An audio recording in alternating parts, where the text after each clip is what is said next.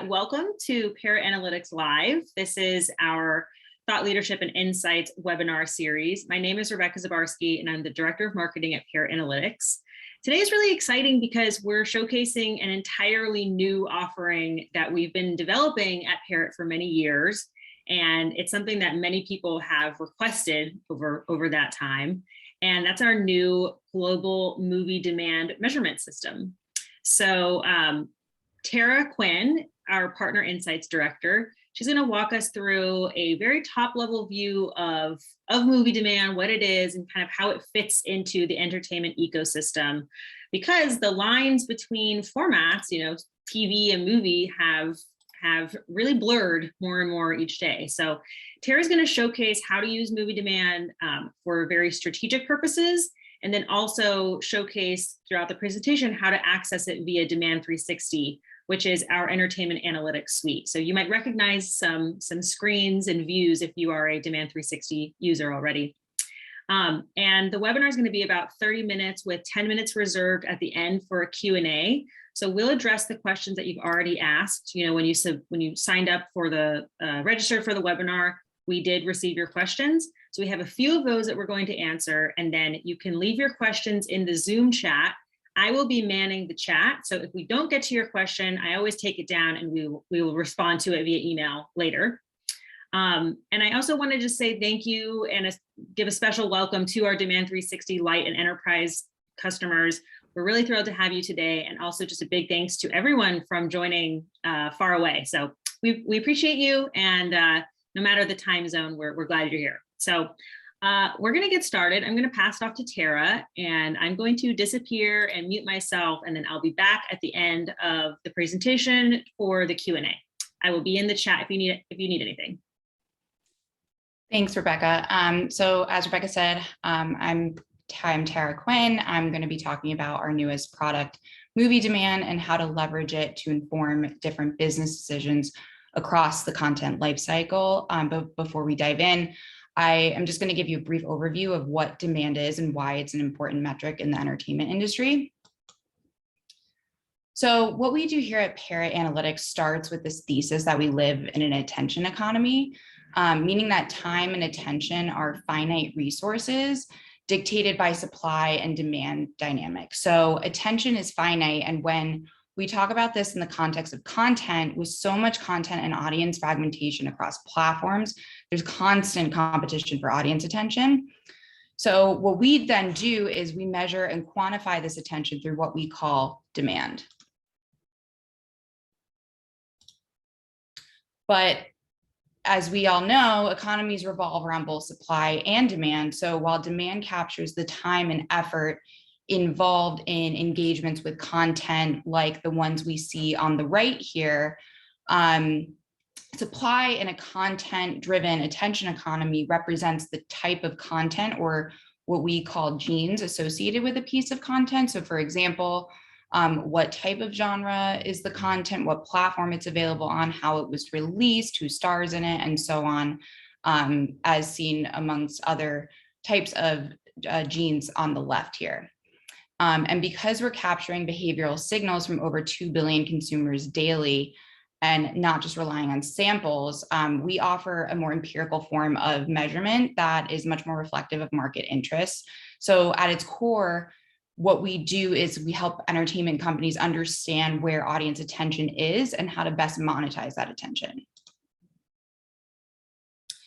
So this just provides a deeper dive into the signals that go into the demand metric, and to help illustrate the consumer journey that's captured here, I'm going to use an example. So let's say I'm driving and I see a billboard for Doctor Strange. I may either go and research it a little bit on like IMDb, Rotten Tomatoes, Wikipedia to read more about it and see if it's for me. Then if I decide if I'm intrigued, I might go into social media and see what people are saying about it, or if my friends are following it, I might decide to follow it or join the conversation. And then I'll probably go watch a trailer or other clips on YouTube or another platform. And if I don't have access to the movie for whatever reason, such as like country restrictions or lack of disposable income, I may decide to go pirate the movie. And so we take all of these signals and we weight them based on the amount of time and effort it takes to engage in that interaction. So liking something on social media would be weighted lower than someone going out of their way to download and watch a movie or make their own trailer.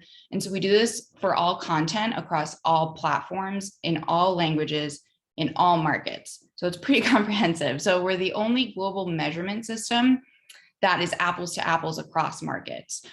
And another thing to note is that demand itself is platform agnostic, but what we can then do is, using our supply system, map the demand for content to a platform's catalog. And we offer these demand solutions both through our Demand 360 platform, as Rebecca noted, as well as through our custom insights work.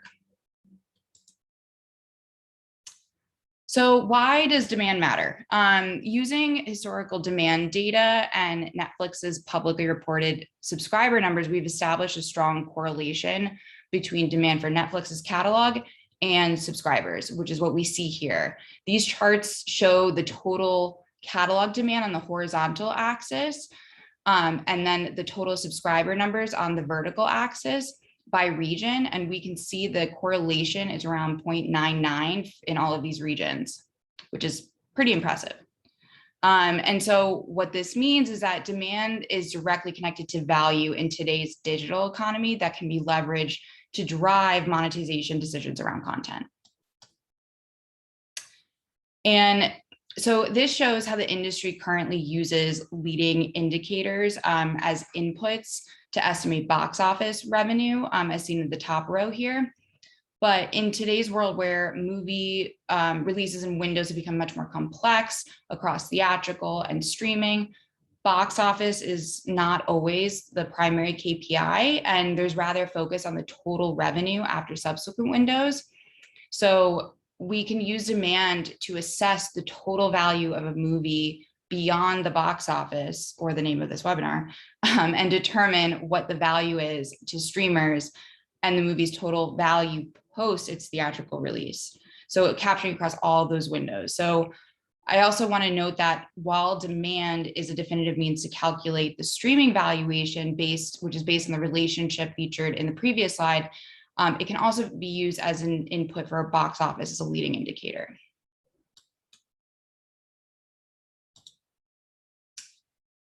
And so this is how we look at demand. So at Parrot Analytics, we contextualize our demand measurement as a country-specific multiplier that reflects the local market audience demand for any movie, show, or talent against the average demand in that market. So we've established, and then from this, we've established 5 different demand distribution thresholds that a movie, show, or talent can fall into, ranging from below average to exceptional. And demand data is updated daily in every market around the world. So we are able to assess demand by day or over time on an individual market level, as well as globally. And as an example, what we see here are the top 10 most in-demand movie releases between 2021 to date in the United States, assessing the average demand over that time period. So Spider-Man No Way Home has a demand multiplier of 69.24, meaning that between 2021 to date in the United States, Spider-Man No Way Home on average has generated 69.24 times more demand than the average movie, falling in the exceptional bucket, which accounts for 0.2% of all movies. So that's, in other words, that's very, very good. And I think we all it's not surprising because of Spider-Man No Way Home success in the box office. And so since movie demand is platform agnostic, we can compare movies on the same scale regardless of their release. So in other words, we can compare a theatrical release to a streaming release, apples to apples. What we see here is the demand share of the top 50 movies released between 2021 to date by release type. And we see that theatrical only and day-and-date releases each account for 46% of the total demand generated between 2021 to date, and streaming only releases account for 7%. So there's also a supply side to this, because on average, their demand multiplier across these different release types are actually quite comparable. Now, there are many use cases for movie demand, but we're going to focus on the ones listed here today, including solutions for content and franchise development, release scheduling, and audience insights and marketing. So let's kick off with IP and content development. This is an example of how to use demand to identify which genres demonstrate an area of opportunity for content development or acquisition in a market. So in this example, we've mapped the average demand of movie genres in France, as you see on the vertical axis here, against the worldwide supply of all titles, to identify that in France, animation and science fiction movies are an area of opportunity because they have high demand, and there's a low supply of titles to meet that demand. And then this view, we can also add additional slices and dices to, so including like country of origin if you want to analyze international content, distribution and production companies, release year, or platform availability, just to name a few options there.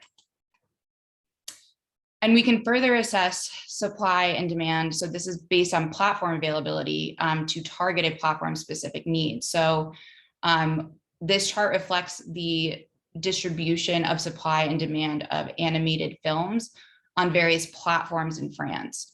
And so you can see that there's a lot of opportunity for animated content on these platforms, as Amazon Prime and Canal Plus and Netflix in particular are currently lacking tentpole animation content, with tentpoles being anything that falls in the outstanding or exceptional categories or within that top 3% of content.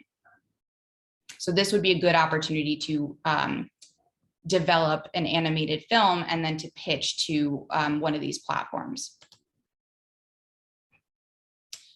There's also further analyses that we would do about, going back to that slide, about affinity to different platforms. So looking at how well the audience's overlap is to that catalog. So there's further analyses we would do, but that's just how you would start that assessment. So moving on, I'm sure, as we all know, franchises play a large role in the movie industry. So we are going to take a deeper dive into demand use cases specifically around franchises. So we can use demand to quantify how much attention a franchise as a whole is attracting, whether it's from the 1990s or 2020s, by grouping movies into their franchises and then assessing where they fall on our demand distribution curve. And one use case for this is to help inform development and re-release decisions. This shows us a selection of franchises, including those with more recent installments, as well as some older ones, which for older installments like Die Hard here could present an opportunity for a subsequent production or a re-release. While for newer franchises or franchises with more recent releases, this can be used as a benchmark for the newer installments. So for example, we see Scream and Jurassic World at the top, which is not too surprising considering Scream 5 was released in January and Jurassic World Dominion is going to be released in June. And so we can then benchmark Jurassic World Dominion against the overall Jurassic World franchise to see how it's tracking ahead of its release.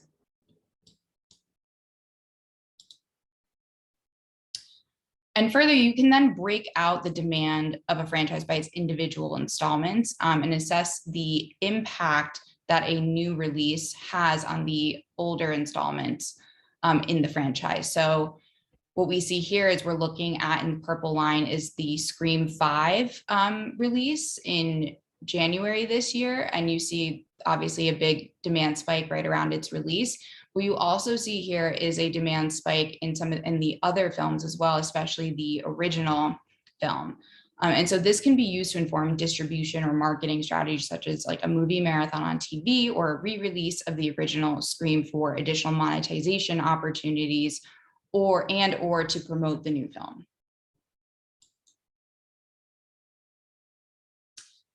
And using our supply metadata, we're able to filter content by release year. So we can look at what the current demand for older movies are and determine if there is a potential for a reboot or a sequel. So we can essentially evaluate which titles have remained top of mind amongst consumers or have what we consider high longevity.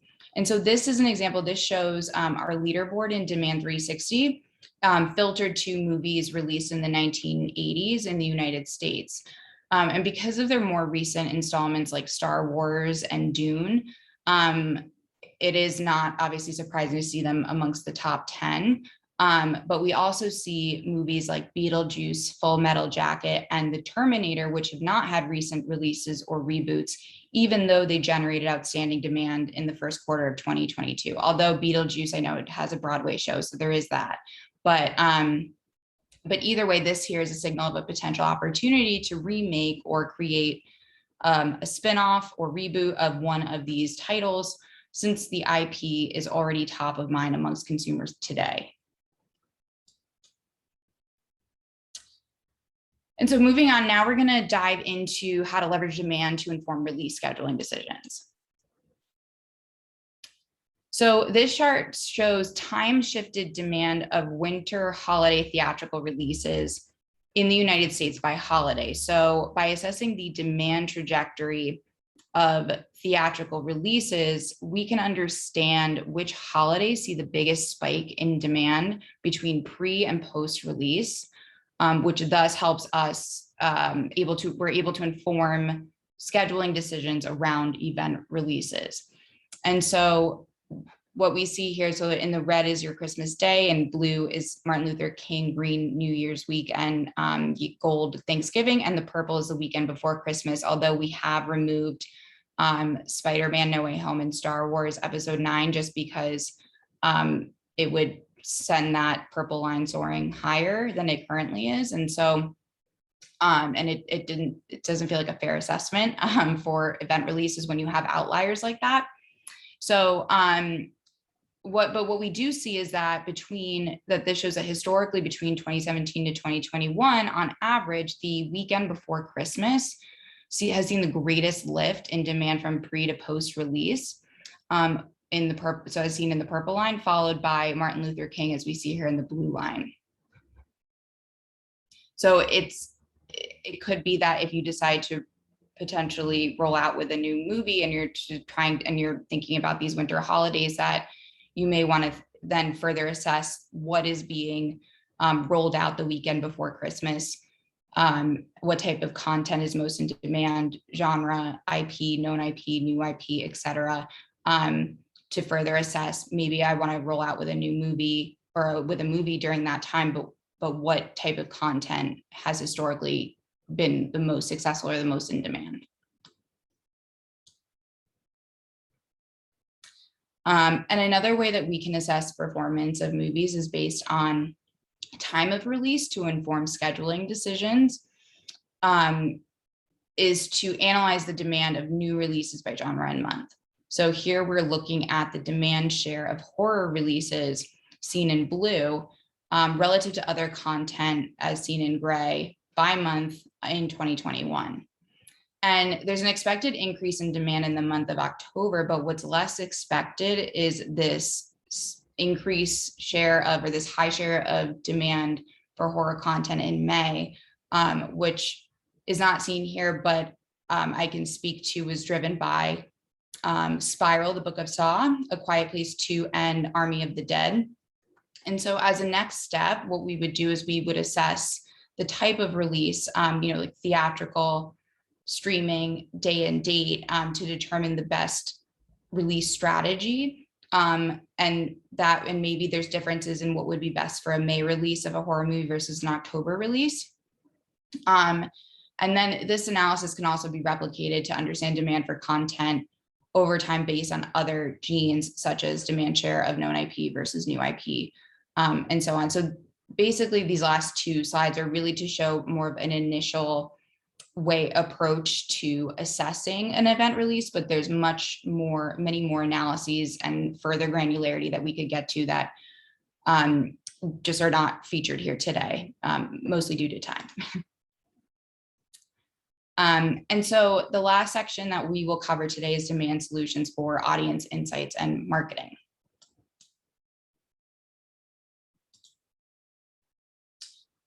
So we can track daily demand leading up to a release by market to help inform pre-release marketing and distribution strategies. And we do this through not only tracking pre-release daily demand on the market level, but also creating market-specific comparison benchmarks to evaluate how the title is tracking on that market level. And so this example on the left, we see the pre-release demand for the latest Fantastic Beasts movie by day and by market leading up to its release on April 15th.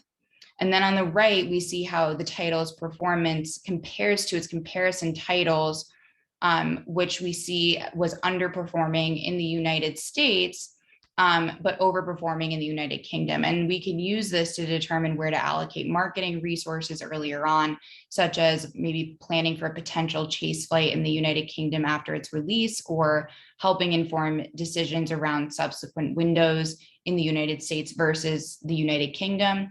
And again, because demand is apples to apples across markets, we can make informed marketing and distribution decisions, not just domestically, but also internationally.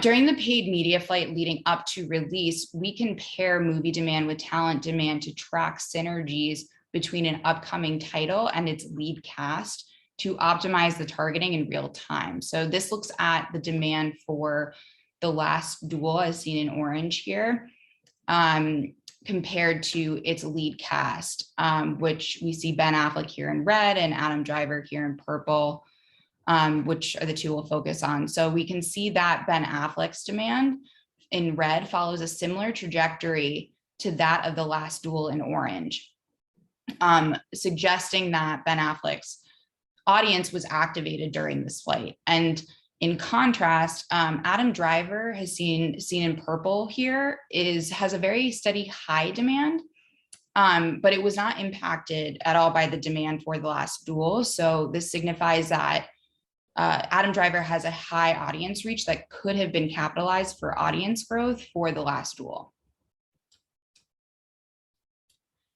And further, we can dive deeper into the audience of the talent to determine not only audience targeting, but also who to prioritize in marketing creative by market. So the chart on the left shows the audience composition of The Last Duel, seen on the far left, and the lead cast.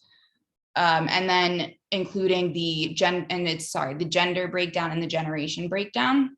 And so Ben Affleck's audience, as we can see here, looks very similar to The Last Duel, as older and male. And while conversely, Adam Driver's audience resembles a younger movie-going audience that could be targeted to drive theater attendance over an older generation that follows or that's interested in Ben Affleck, who is less likely to go to the movies. And then the chart on the right features a side-by-side comparison of demand for Ben Affleck versus Adam Driver by market a month prior to the release of, or a month leading up to the release of The Last Duel. And this can be used to determine who to prioritize in creative in different markets. So for example, Ben Affleck generated high demand in Puerto Rico, Italy, Bulgaria, Mexico, and Serbia, while Adam Driver, and so Ben Affleck should be prioritized in these markets, while Adam Driver should be prioritized in the United Kingdom, Canada, Australia, Germany, Brazil, and Russia to optimize their audience reach. And so while that concludes today's presentation on movie demand, there's so much more that can be done with this data set to inform decisions throughout the content life cycle that we sadly do not have time for today. And I know we are going to jump into a Q&A in a second, but I just want to say that if we don't get to your question today, or if there's something you would like to learn more about, I highly encourage you to reach out. But now I will turn it over to Rebecca for Q&A. Awesome. Thank you so much, Tara. I love that. We had a ton of questions in the chat. So thank you to everyone. I have some that I'm going to bring up after the ones we picked out already. And then like we mentioned, keep asking. If we don't get to it today, we'll follow up. So, all right. So one of the questions that came through in the registrations was an interest in knowing about the most in-demand genres, movie genres in Latin America. So really, this is a question about audience preferences by region, which is obviously something we can do. So I want to pass it off to you to kind of showcase how we would do that. Yeah. So actually, we can dive into Demand 360 here for that. Let me just pull up my screen again. Yeah, while you do that, I'm also going to mention, Tara, we mentioned Demand 360 a few times. It's our entertainment analytics suite. Some of you are users, of course, and some maybe aren't as familiar with it. I'm going to drop a link for everyone here, our webinar attendees, to get 30% off the light version of it. We have Demand 360 Lite, which offers a kind of an entry-level view into some of the data that Tara showed today. So you have definitely top ranked lists of TV and talent and movie. We just released Movie Demand Lite. So I'll drop a link for you to get 30% off in the chat. And then also we'll follow up with that same link in an email. Let's see. Okay. I am sharing my screen. Okay, so what this here is looking at here is, I know that we did speak about, let me zoom in a little bit. I know that we did speak about the distribution curve within the presentation today. And this is looking at the different movie titles grouped together by genre on the distribution curve. Now, obviously, they're all falling within the average range. That is because when we look at genres as a whole, it compares to an individual title on here. What we would do is we would likely index it a little bit, index it against the average demand for the genre instead. But this is more to give an idea of the rank ordering in the Latin America region. So it over at least the last 30 days, science fiction, followed by animation and adventure, and then fantasy content. Those have been the top genres within Latin America. And we can do this again for any region, any market, over any time period as well. Awesome. Can you just can you zoom in a little bit more? Sure. Yeah. I just want everybody to be able to see that. It's so helpful. This is our portfolio capability where you can kind of group together different titles. And so you can see, where they sit within a region. So it's awesome. Okay, I'm going to move on to question 2. So this came through the registration. Let's see here. On which elements, let's see, hold on one sec. Okay, so this question has to do with the data sources that are included in the movie demand metric that we've been talking about. So they want to know on like what elements are included in the measurement that we've been referring to for movies. Is watching trailers included, for example? And is there a possibility to distinguish what kind of information people are looking for about the movies? Yeah, so so movie demand includes all digital attention signals, including social media, so likes, comments, follows, social video like YouTube and others, so other video platforms, research like IMDb, Wikipedia, Google search, and these are just to name a few sources. We're capturing all of the different signals across different sources, and then free streaming, including piracy. So yes, watching trailers would be captured, particularly through the social video platforms. And in terms of distinguishing the kind of information that people are looking for, yes, we are able to do custom analyses on social and search to understand sentiment, interest, and any conversation around a piece of content or talent to get to that more granular level. Awesome. Okay, let's see here. I like that the example that you were talking about earlier, and in the very beginning, just talking about that demand measurement, kind of starting driving down the street, seeing a billboard, and then just imagining, like, what do we all do when we're looking up a new movie? Usually you hear about it from a friend or your family. And then, I mean, I'm the kind of person that wants to know everything about the movie before I see it. So I immediately go into research mode. And so those signals that we're capturing, like research sites, Wikipedia and things like that, all of those things are being captured in the movie demand metric.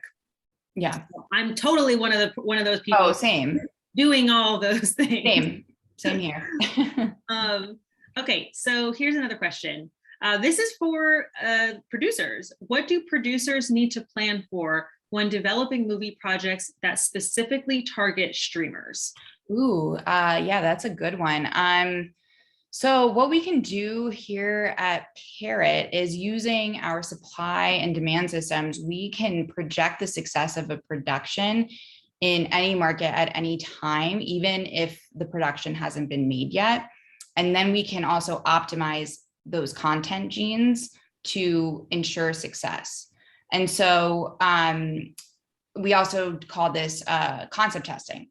And so before we do that, though, it's also important to understand like what the market needs are and if there's a certain platform that's being targeted. So for example, if a producer is looking to develop a movie to pitch to Netflix, we would need to assess the supply and demand of content on Netflix first to determine where the white space opportunity is. And then we would test and iterate on various combinations of content genes, including genre, subject, character, talent, mood, setting, and so on. And then we would look at different affinities to the Netflix platform. And we would use our content valuation system to determine how much value this potential title would bring to Netflix in terms of subscriber numbers and as well as monetary value. And then we can also look at, let's say you could get a better offer, or if there's more value to another platform, we can then compare the subscriber and monetary projections based on different streamers and determine which streamer you would essentially get the most value out of using with that project. Yeah, Tara's basically going over Parrot Analytics 301 with that one. Yeah. It's definitely, what we talked about today was a very top level introduction to movie demand. So you understand what is it, what are some of the inputs that we're talking about in terms of the data sources, but exactly, these the deeper insights around movie valuation. That's something that we work on the consulting side. So insights analysts like Tara and we have a dedicated team of analysts and data scientists. These are the people who are working on those big questions now. So working with the content owners and producers and the distributors to answer those kind of questions. We had a few in the chat, so I'm gonna pose. I mean, there's some simple ones, and then one that I'm just gonna mention at the end here because we've got maybe a couple more minutes.